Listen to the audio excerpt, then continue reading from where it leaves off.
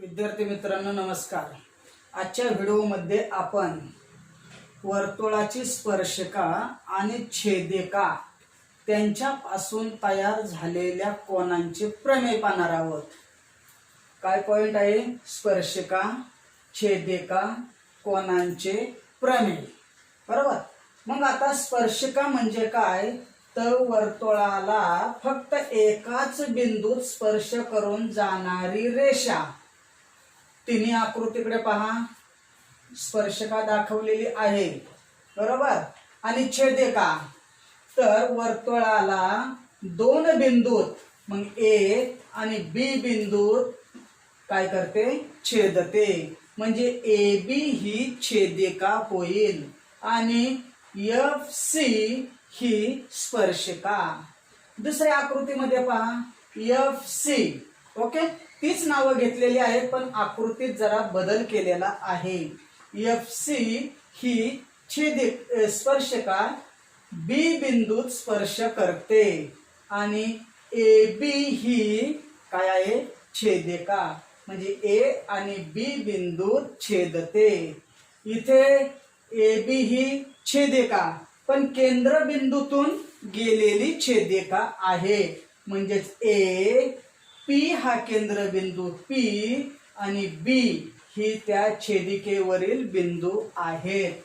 इथं पी हा केंद्रबिंदू पहा बाजूला आलेला आहे आणि ए बी ही त्याची छेदिका आहे। तिसरी आकृती पाहूया। तिसरी आकृती, ए बी ही छेदिका आणि एफ बी सी म्हणजे एफ सी ही स्पर्शिका आहे। ती बी बिंदूत काय करते? स्पर्श करते। म्हणजे स्पर्शिकेचा स्पर्श बिंदू आणि छेदिकेचा एक बिंदू काय आहे? तिथे कोन तयार झालेले आहेत। म्हणजे त्या स्पर्शिका आणि छेदिका यांच्यापाशी तयार झालेल्या कोनाचे प्रमेय। मग आता एपीबी ही केंद्रातून गेल्यामुळे ती व्यास होते। व्यास एपीबी हा व्यास आहे। म्हणजे एडीबी हा अर्धवर्तुळ कंस आहे आणि या बाजूला एईबी हाही एक अर्धवर्तुळ कंस आहे। मग तयार झालेला कोन पहा, ए बी सी हा एक कोन आणि ए बी एफ हा दुसरा कोन। मग या कोनांचे माप आपल्याला काढायचे आहे। ए बी सी चे काढा किंवा ए बी एफ चे काढा। तर ह्या कोनाच्या पहा तुम्ही, या कोनाला ए डी बी या कंसाला अंतरखंडित केलेले आहे। आता इथून जर विचार केला आपण, पीबी ही काय आहे? त्रिज्या आहे आणि ही एफ सी ही स्पर्शिका आहे। मग पाठीमागे आपण एक प्रमेय पाहिलेलं होतं, स्पर्शिका त्रिज्या लंबतेचे प्रमेय। म्हणजे इथं लंब असणार, म्हणजे लंब म्हणजेच 90 अंशाचा कोन तयार होतो। पीबीसी किंवा पीबीएफ हा 90 अंशाचा कोन का? तर त्रिज्या स्पर्शिकेला लंब असते, हे प्रमेय। किंवा आता मी दुसऱ्या भाषेत सांगतो की हा एपीबी हा व्यास आहे आणि एडीबी हे अर्धवर्तुळ कंस आहे। म्हणजे ह्या कंसाला आंतरखंडित केलेले आहे। म्हणून हा एबीसी हा आंतरलिखित कोन झाला। मग आंतरलिखित कोनाचे माप कसे असते? तर त्याने आंतरखंडित केलेल्या कंसाच्या मापाच्या निम्मे असते। म्हणून ए बी सी बरोबर माप कोन ए बी सी बरोबर 1/2 म्हणजे निम्मा 1/2 माप कंस कोणता? तर हा आंतरखंडित कंस एडीबी, म्हणून कंस एडीबी। मिळालं उत्तर आपल्याला। एबीसी या कोनाचे माप त्याने आंतरखंडित केलेल्या कंसाच्या मापाच्या निम्मे असते। शिवाय आता इकडचा कोन पाहूया, एबीएफ माप कोण ABF बरोबर. मग आता हा AEB हा त्याने कंस अंतरखंडित केलेला आहे, म्हणून ह्या AEB या कंसाच्या मापाच्या निम्मा तो कोण असणार ABF. म्हणजे या आकृतीमध्ये दोन्हीही कोण कसे आहेत काटकोन आहेत.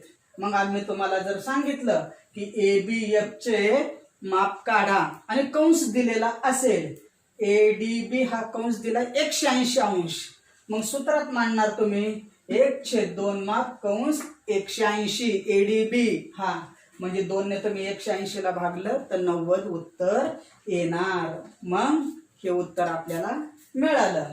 आता आपण दुसऱ्या आकृतीत जाऊया. केंद्रबिंदूतून छेदिका गेलती, आता छेदिका पहा आणि केंद्रबिंदू आता त्याच्या बाह्य भागात आहे, म्हणजे ABC. आता या कोणाने हा ABC या कोणाने ADB या कंसाला अंतरखंडित केलेले आहे, म्हणून ABC चे माप उत्तर पहा मी कुठं मांडले, माप कोण ABC बरोबर अंतरखंडित कंस, मग ADB कंसाच्या निम्मा, माप कंस ADB च्या निम्मा, म्हणून 1/2 माप कंस ADB. जरी आता केंद्रातून आपण छेदिका नाही घालवली तरी सूत्र तेच. आता पाठीमागच्या कोणाचा आपण माप काढूया, कोणत्या ABF चे माप. हे बघा माप कोण ABF बरोबर. मग या कोणाने काय केलंय AEB या कंसाला अंतरखंडित केलंय. मग अंतर्लिखित कोणाच्या प्रमेयानुसार चालू आहे आपण, म्हणून ABF बरोबर 1/2 माप कंस AEB. म्हणजे मी पहिल्याचं उत्तर इथं मांडलं होतं, दुसऱ्याचंही उत्तर मला हेच मिळालेलं आहे. आता आपण तिसऱ्या आकृतीकडे पाहूया. तिसऱ्या आकृतीकडे काय आहे, आता केंद्रबिंदू काय केलाय मी छेदिकेच्या अंतर्भागात घेतलेला आहे, म्हणजेच हा ADB एवढ्या मोठ्या कंसाला काय केलंय ABC या कोणाने अंतरखंडित केलेले आहे, म्हणून ABC या कोणाचे माप, म्हणून माप कोण ABC बरोबर 1/2 माप कंस ADB. आता त्याच्या विरुद्ध इकडचा कोण घेऊया, ABF या कोणाचे माप, ABF या कोणाचे माप. मग ह्या कोणाने AEB या कंसाला अंतरखंडित केलेला आहे, म्हणून ABF कोणाचे माप बरोबर 1/2, कारण निम्मे असते 1/2 माप कंस AEB. म्हणजे तिन्ही आकृत्या परीक्षेत कशाही पद्धतीने जरी आल्या तरी सुद्धा काय करायचं, अंतर्लिखित कोणाच्या प्रमेयानुसार सोडवा. सोपं आहे. समजा इथे जर आपण 2 नंबरच्या आकृतीत पाहिलं की जर आपल्याला कोणाचे माप दिलं ABC समजा 70 अंश दिलेला असेल, 70 अंश, आणि विचारले तुम्हाला ADB या कंसाचे माप काढा, मग सूत्र हेच वापरायचं, माप कोण ABC बरोबर 1/2 माप कंस ADB. मग कोणाचे माप दिलेलं आहे, मग कोणाच्या खाली मांडा, 70 बरोबर 1/2 काय माप कंस ADB. मग 1/2 त्यातला 2 हा छेदस्थानी आहे, तो तिकडे गेला गुणिले होईल, म्हणजे 70 गुणिले 2 बरोबर, मग राहिला काय फक्त माप कंस ADB राहिलेला आहे. मग 70 दुने 140, मग 140 बरोबर माप कंस ADB. म्हणजे आपल्याला ह्या कंसाचं माप मिळेल ADB चे माप बरोबर 140 अंश. म्हणजेच कोणाच्या दुप्पट कंस असतो आणि कंसाच्या निमपट हा कोण असतो, एवढंच फक्त मित्रांनो लक्षात ठेवा. आता आपण थोडंसं पुढे जाऊया बरोबर. मग 2 जीवा आहेत आणि ह्या 2 जीवा एकमेकींना छेदतात, मग कुठे छेदतात त्याच्यावरती पाहूया. दोन जीवांच्या आंतरविभाजनाचे प्रमेय. दोन जीवा आहेत, ए बी ही एक जीवा आणि सी डी ही दुसरी जीवा वर्तुळाला अंतर्भागात छेदते. मग छेदल्यामुळे ह्या दोन जीवांचे विभाजन झाले. एक झाला पहा ए बी जीवा, याचे दोन विभाजन झाले. एक झाला पी ए आणि दुसरा झाला पी बी, हे एक विभाजन. आणि ह्या सी डी या जीवेचे विभाजन पी सी आणि पी डी हे विभाजन आपल्याला दिसून येतं. मग यांचं विभाजनाचं प्रमेय काय आहे? जेव्हा दोन जीवा एकमेकींना वर्तुळाच्या आंतरभागात छेदत असेल तर त्या विभाजनांचा गुणाकार, पहिल्या जीवेच्या विभाजनाचा गुणाकार हा दुसऱ्या जीवेच्या गुणाकाराच्या काय असतो? बरोबर असतो किंवा गुणाकारा एवढा असतो. म्हणून मग सूत्र काय मिळालं? पहिल्या जीवेचे विभाजन काय आहे? पी ए आणि पी बी यांचा गुणाकार पी ए गुणिले पी बी बरोबर. मग आता दुसरी जीवा सी डी होती, त्या सी डीचे दोन भाग पडले, पी सी आणि पी डी. म्हणून पी डी गुणिले पी सी, पी डी गुणिले पी सी म्हणजे या दोन जीवांचे विभाजन त्यांच्या गुणाकारा इतके असते. हे झालं जेव्हा जेव्हा वर्तुळाला अंतर्भागात छेदत असेल तर.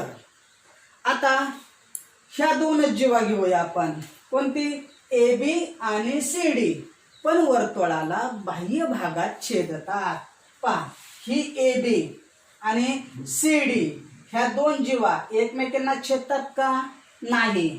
मग ह्याच आपण काय करूया? पुढे वाढवूया. सी डी सुद्धा वाढवले आणि आता हे कुठे एकमेकांना छेदतात?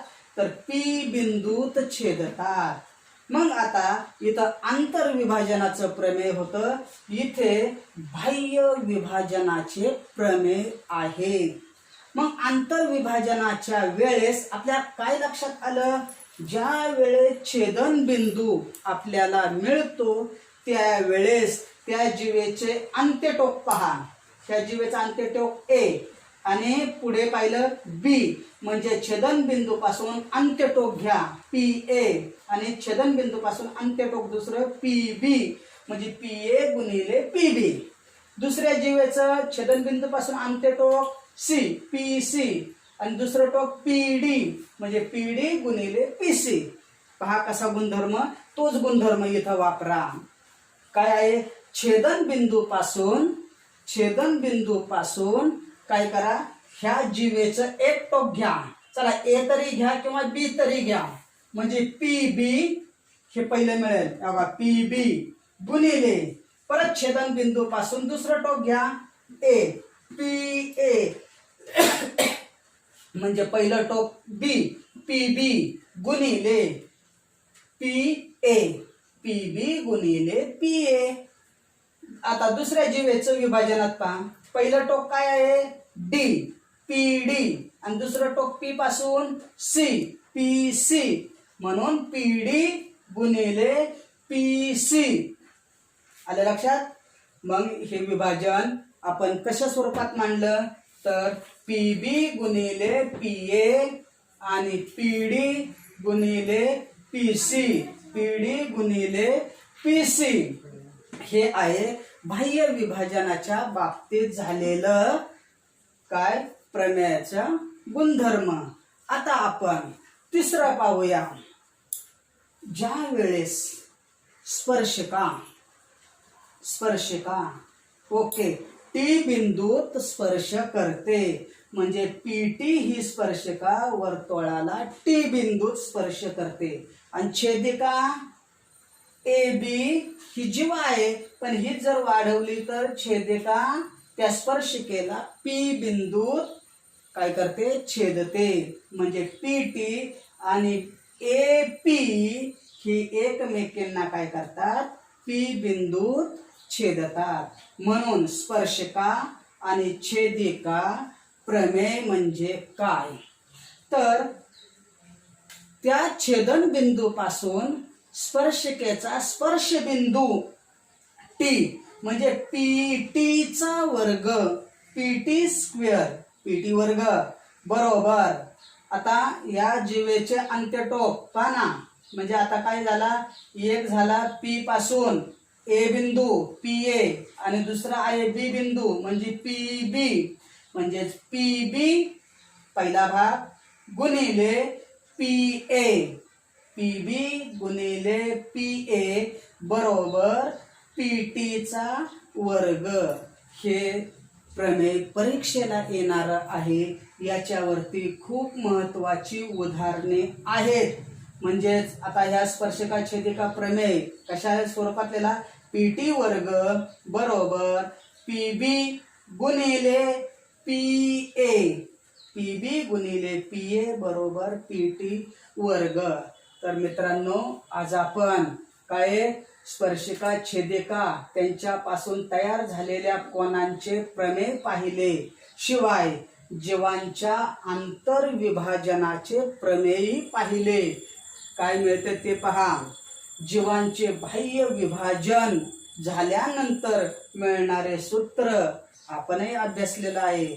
आणि शेवटचं होतं स्पर्शिका छेदिका प्रमेय. तर मित्रांनो, यावरील आपण एक एक उदाहरण पाहूया. तर मित्रांनो, आपण आता झालेल्या प्रमेयांच्या वरती आधारित एक दोन उदाहरणे पाहूया. म्हणजे तुम्हाला शेवटचा सराव संच या धड्यातील सोडवण्यास खूप मदत होईल. मग पहिलं उदाहरण आहे पहा.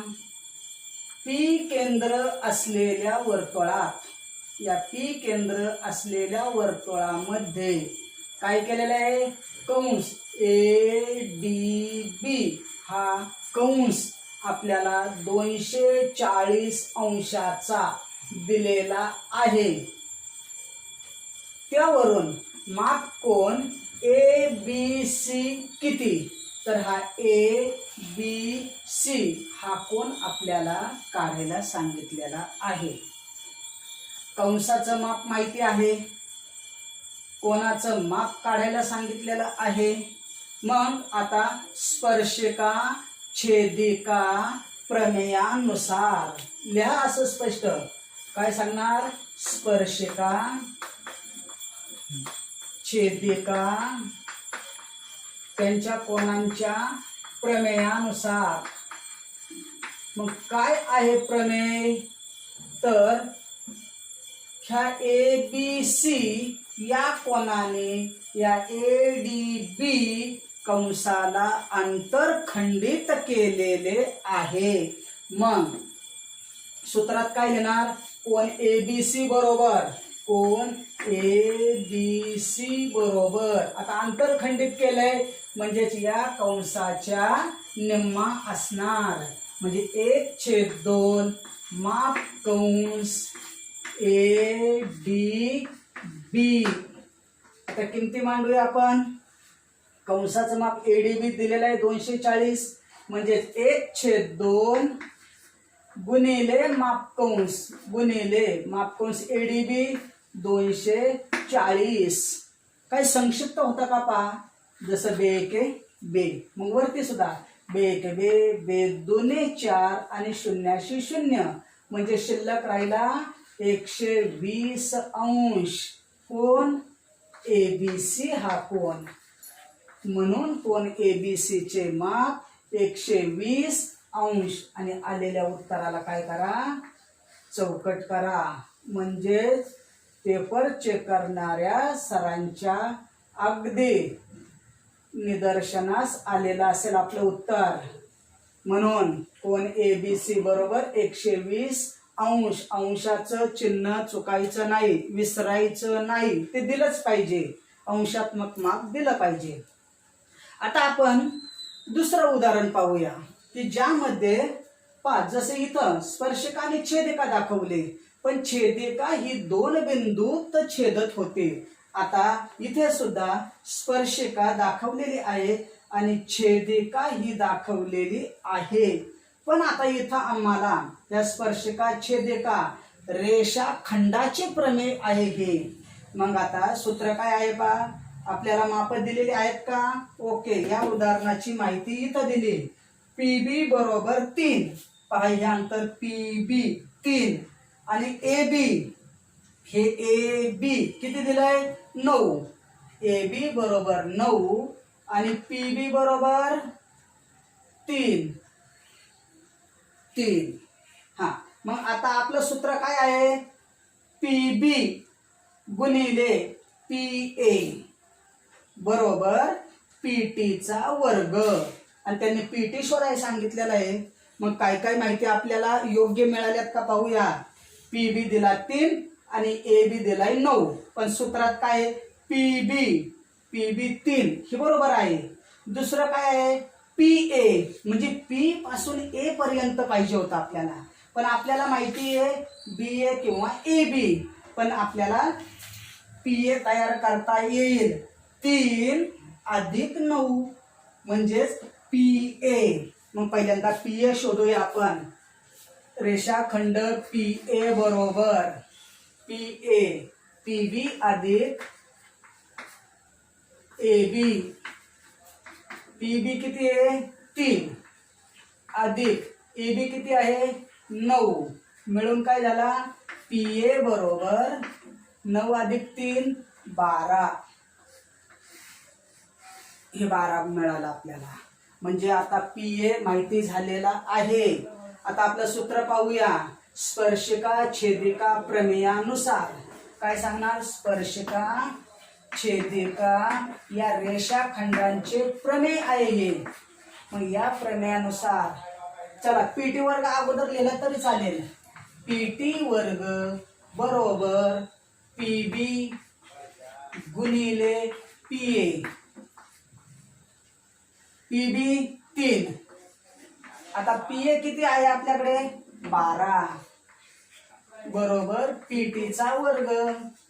म्हणून पीटी वर्ग बरोबर 3 गुणिले 12 किंवा 12 गुणिले 3 12 36.